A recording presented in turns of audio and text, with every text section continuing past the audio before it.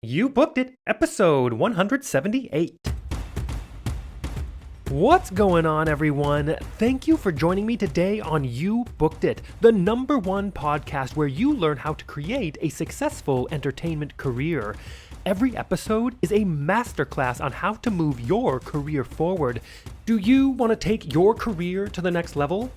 As a listener of this podcast, I am offering you the opportunity to work one-on-one with me to build the foundation of what you need to create a successful career in today's world. Regardless if you're starting out or you've been doing this a while, I've got you covered. Look, when I entered this industry, I went to the #1 school in the USA for musical theater, graduated with an insane skill set, and zero clue about how to actually make my skills a career. I lost years of momentum because of it. Do not let this happen to you. That's why I created this podcast. That's why I'm making you this offer to coach with me. If you're interested, simply tap the link in the description of this episode and let's chat. Okay, let's get started. I am excited to introduce my guest today, Brandon O'Neill. Are you ready for this, Brandon? Yes, I am ready. All right, let's do it. Brandon is a native of Knoxville, Tennessee, trained and mentored by Emmy Award winner Debbie Allen. Credits include Broadway's The Lion King and Wicked. Film includes Netflix's Christmas on the Square, La La Land, Ted 2, and Fame from 2009. TV credits include the 2020 Grammy Awards with Misty Copeland, Grey's Anatomy Season 14, Scandal Season 7, Lip Sync Battle Seasons 2 and 3, Broad City, Dancing with the Stars, and The Late Show with James Corden in multiple episodes. A few commercials include Ford, which was the Super Bowl commercial, Amazon Prime, Subway, Gap, and AT&T. Brandon has had the good fortune to work with Misty Copeland, Will Smith, Paula Abdul, Dolly Parton, Stevie Wonder, Neo, John Legend, Janelle Monáe, Casey Musgraves, Miley Cyrus, Bill Porter, Rob Ashford, Marguerite Derricks, Garth Fagan, and Desmond Richardson, to name a few. Brandon, that is a quick intro of who you are and what you've done, but why don't you tell us a little bit more about yourself, fill in the gaps, and a little bit more about what you do as a professional in the entertainment industry? Yes, I would love to. Well, first of all, I'm so happy to be here. Second of all, Brandon O'Neill is an all-around entertainer. I am a triple threat, and like you said, I'm from Knoxville, Tennessee, and I am calling from Los Angeles, where I reside, and this is where I'm living. Beautiful. Well, let's dig right into the first question here. And Brandon, I am a sucker for a good quote. What is your favorite quote you'd like to share with everyone? I would love to. My favorite quote is on my refrigerator. It is, "Your mind creates your reality." Oh, so true. And that's such a simple quote, but wow, it's so deep and it can expand so much. Can you expand on a little bit how that's worked its way into your life and career? Of course. So I feel like you have to be a go person, right? Like you have to create your own drive. Like for me, like when you wake up, you brush your teeth. So for me, I treat it like when you wake up, you have to train for what you want to do. So I just treat it as if it's Hmm. simple, then it's treat it like you're brushing your teeth. Just go and do it. Yeah, I love that perspective to just simplify the thing because it's so easy to get into our heads, isn't it? And overcomplicate whatever that end goal is or whatever we're really trying to strive for. But instead, it really is made up of all those little teeny tiny little things like brushing our teeth that those little things make the big difference. Exactly. Beautiful. And let's move on to this section here. And Brandon, of course, you're an entertainer. I'm an entertainer. And I think that you'd agree that this industry can be one of the most subjective, brutally honest, and personally emotional industries in existence. And you know as well as I that in order to create and have a successful career in this industry like you're having now takes a lot of dedication and hard work. And while, yeah, there's an outrageous amount of fun and excitement doing what we do, there are also our fair share of obstacles, challenges, and failures we are going to experience and we're going to have to move forward through. So tell us, what is one key challenge, obstacle, or failure you've experienced in your career, and how did you come out the other side better because of it? One of the things that I was so devastated was I auditioned for Alvin Ailey, the American Dance Theater Company. It was one of my Mm. dreams to be in that company. I trained for it. I had done ballet schools, and I even found out what the audition piece was. And I didn't get it, and I was devastated. And even to put on the icing on top, my best friend got it. So I had to really be grateful and not ruin the friendship, but also just it was hard for me. I was crying, and luckily my mom was in town. And one thing that she said to me that stuck with me was, "What's for you is for you." And what that says to me is it wasn't meant for me. So it hurt me at the time, but life is so crazy and amazing that a year from that date, I got Lion King on Broadway. Yeah, So that's everything happens amazing. for a reason. Absolutely. And you've had an incredible career since then, right? So it really is true. You have to really trust the journey, trust the path, even though we can want something so badly. It's hard to surrender to that and to give in to that. But I don't even know if giving in is the right word. I think it's more of an acceptance and to know that you're doing, like your quote, you're doing those small things every single day and trust the work and that what is for you is for you. Yes. Beautiful.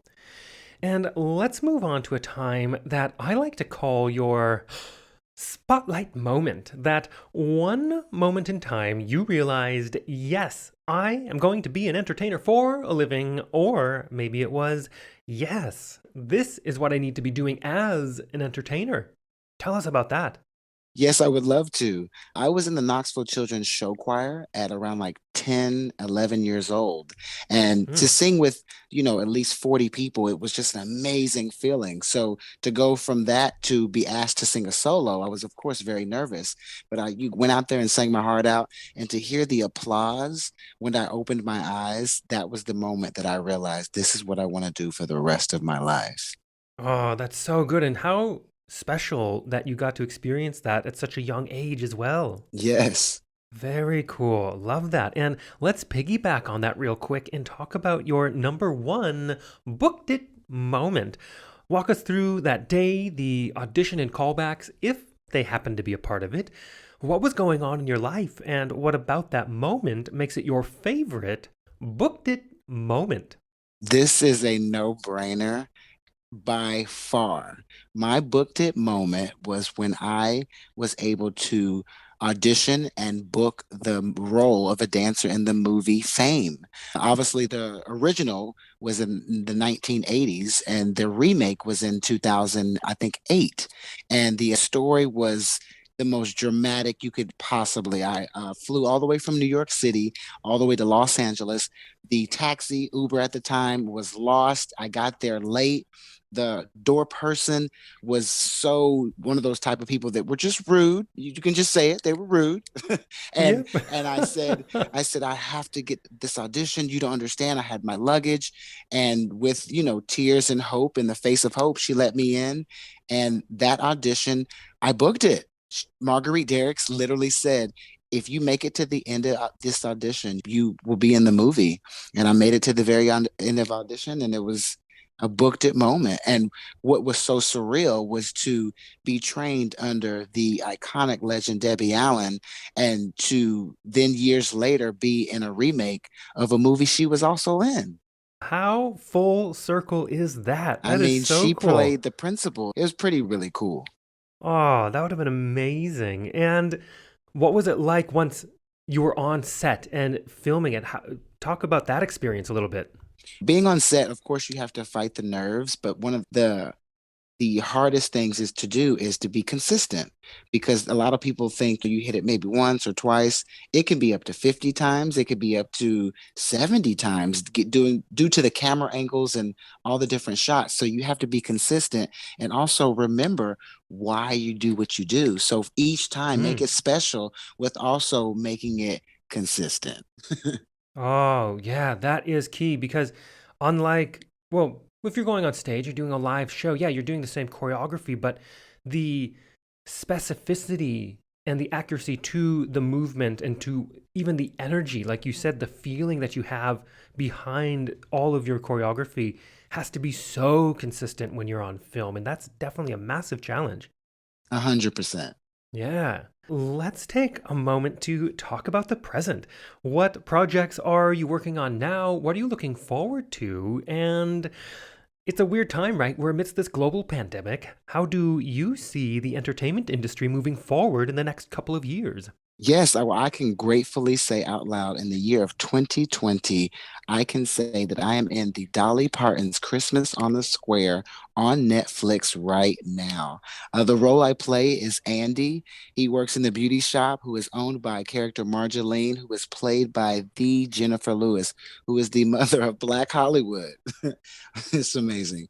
And the second Oh, thing I'm wow. in the upcoming, I'm going to be in 2021 in a new Apple TV show. It's starring Rose Byrne, which is, and she's in one of my favorite movies of all time, Bridesmaids. I'm a huge fan of that movie. So to be in this new show with her, I'm so excited. Oh, so cool. So much to look forward to, and congrats on both of those Oh, things. thank you so much. And for the Yeah, future, beautiful. I would love for, in my head, I honestly would love for everything to be open and go back to normal. But I obviously know the realization is we have a new normal. So I Hmm. have been on set doing the current climate, and it's very different. Of course, with the corona test every day, and you have to wear masks and the shields. And then when you get ready to film, they take it all off. And then when they say cut, you put it back on. So it's completely different. But I do believe that people miss human connection, human interaction.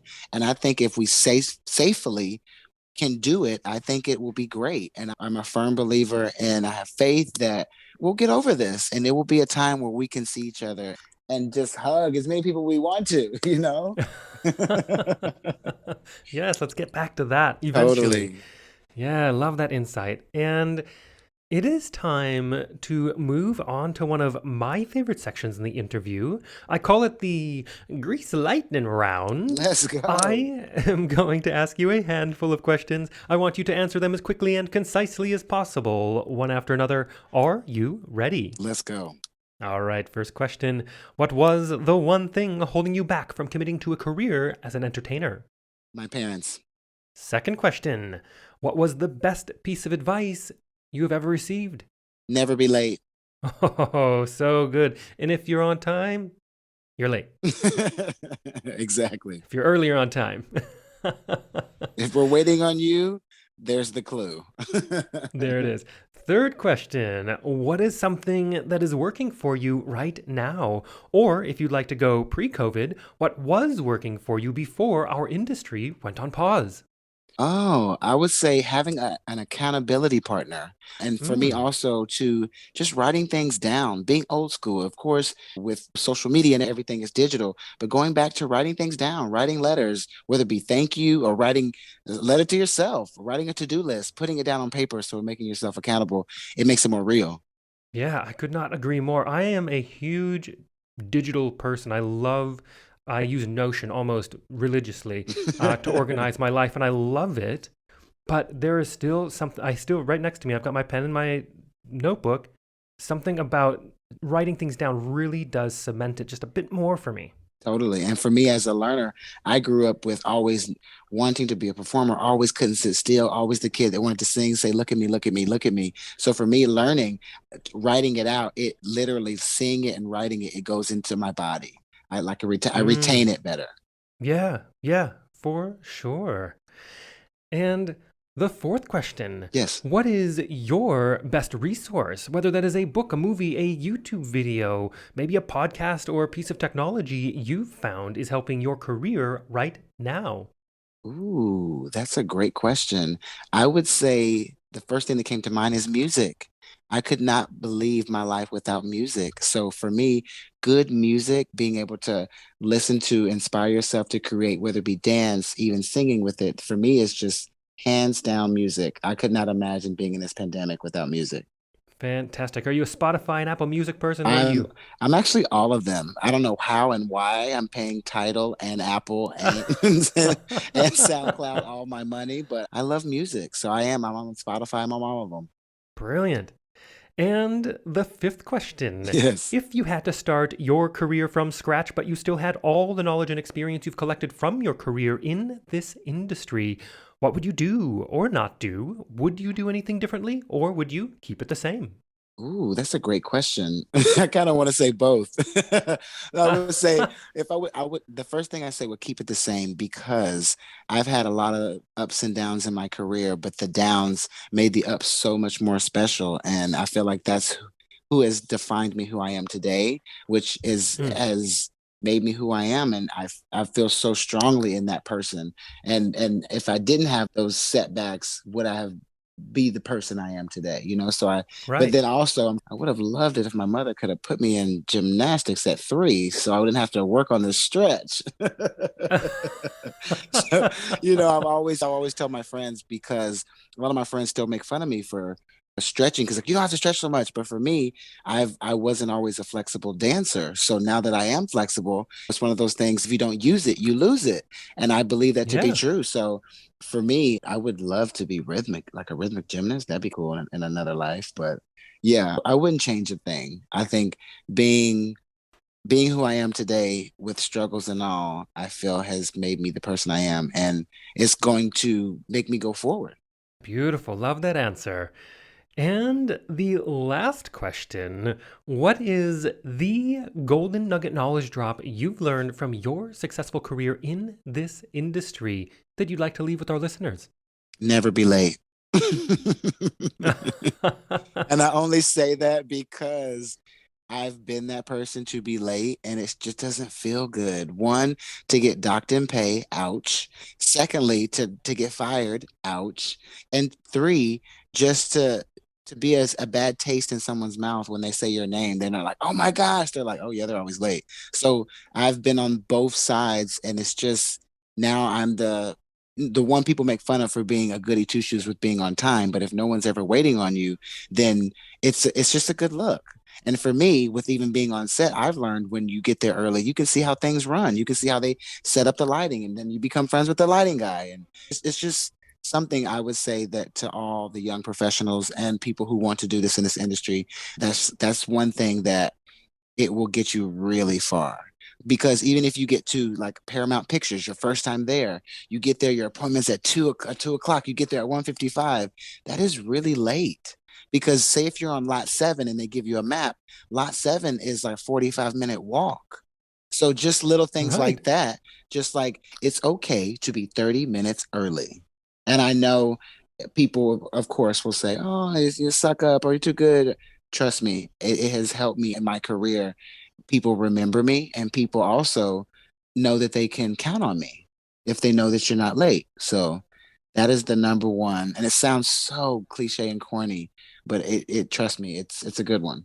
You know what? And that goes straight back to how we started this with your quote. And it's those simple little things, right? Simply just be on time. Because you said it. You said you don't want to leave a bad taste or a sour taste in someone's mouth the next time they work with you. And what that really is saying is it's all about relationships. It brings it back to that because that's really how the success of a career develops is becoming known as a reliable go-to person, not just someone who's talented. Because once you get to your level, everyone's talented, right? Agreed. So it's about being on time, developing those relationships, being someone who has integrity. And that really speaks volumes, not only about yourself, but all about how you can create a career in this industry. Yes, you are right. There we are. And to wrap up this interview, Brandon, it is time to give yourself a plug. Where can we find you? How do our listeners connect with you? Is there anything you want to promote? Yes, I would love to. First and foremost, thank you again for having me. My name is Brandon O'Neill. I am a triple threat from Knoxville, Tennessee. You can find me on Instagram at I am Brandon O'Neill. That is IamBrandonOneal, spelled like Shaquille O'Neal, Oneal. Yes, and I look forward to seeing you there. Brilliant. And for everyone listening out there, I have put the links to his Instagram into the description of this episode so you can easily connect with him. Awesome. And also, be sure to share this podcast with your fellow entertainers, coaches, teachers, arts and entertainment educators, and anyone you know aspiring to create a career in this industry. You Booked It is the #1 resource of expertise on how to actually create a successful entertainment career. It is integral to helping them succeed and helping you create a better, more fulfilling career in this wild and crazy industry. If you enjoyed this episode, hit that subscribe button so you don't miss the next one.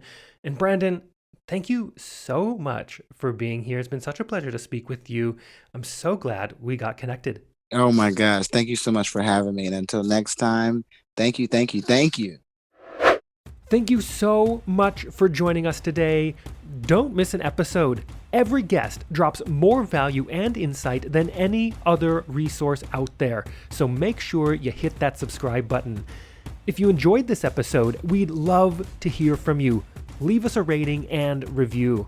Also, be sure to head over to youbookeditpodcast.com and join our free email community where we dig deep into a continually growing resource of truly actionable things you can be doing right now to help you advance your entertainment career. All the best to you.